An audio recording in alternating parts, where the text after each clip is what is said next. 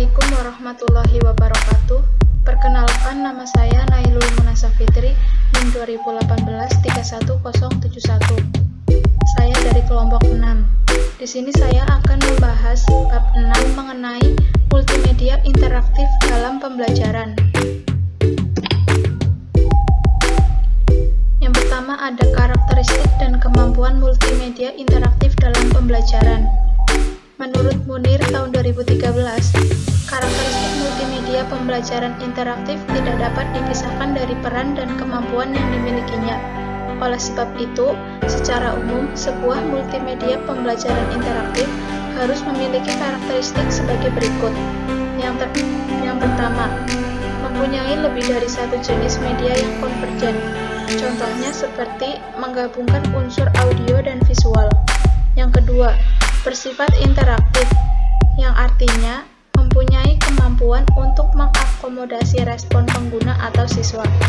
Kegiatan mengakomodasi respon ini terdiri dari kontrol pengguna untuk mengoperasikan multimedia pembelajaran interaktif serta respon feedback dari program.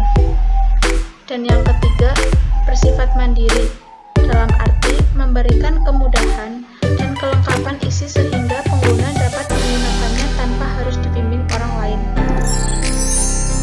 Kemudian ada karakteristik kemampuan multimedia interaktif yang ditunjang dari segi fungsi.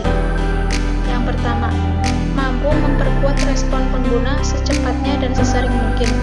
Yang kedua, mampu memberikan kesempatan kepada siswa untuk mengontrol laju kecepatan belajarnya sendiri. Yang ketiga, memperhatikan bahwa siswa mengikuti suatu urutan yang jelas dan terkendalikan. Yang keempat, mampu memberikan kesempatan adanya partisipasi dari pengguna dalam bentuk respon, baik berupa jawaban, pemilihan, keputusan, percobaan, dan lain sebagainya.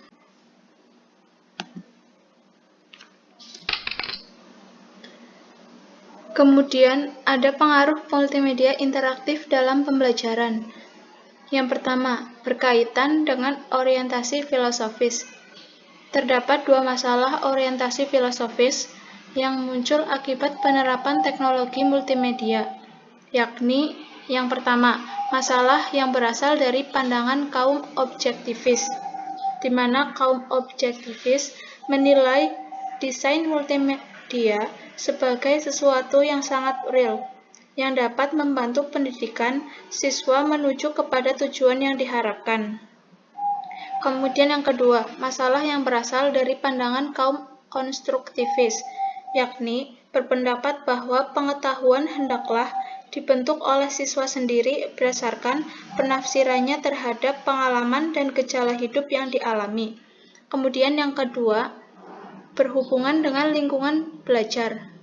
Lingkungan belajar multimedia interaktif dapat dikategorikan dalam 3 jenis, yakni lingkungan preskriptif, di mana menekankan bahwa prestasi belajar merupakan pencapaian dari tujuan-tujuan belajar yang ditetapkan secara eksternal.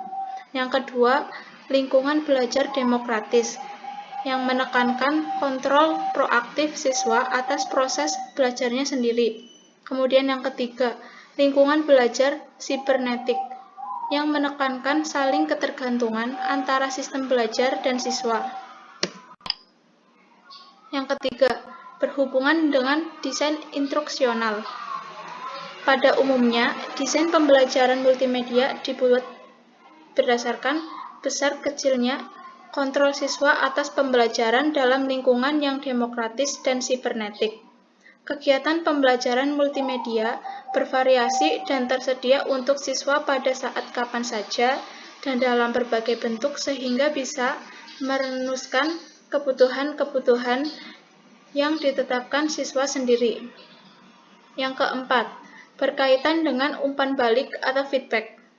Sifat dari umpan balik dalam pembelajaran multimedia sangat bervariasi, tergantung pada lingkungan di mana multimedia itu digunakan. Kelima, sifat sosial dari jenis pembelajaran ini.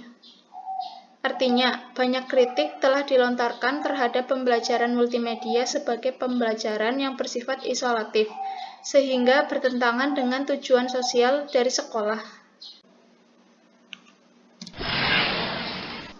Yang terakhir adalah kumpulan dari daftar pustaka. Sekian dan terima kasih. Kurang lebihnya mohon maaf. Wassalamualaikum warahmatullahi wabarakatuh.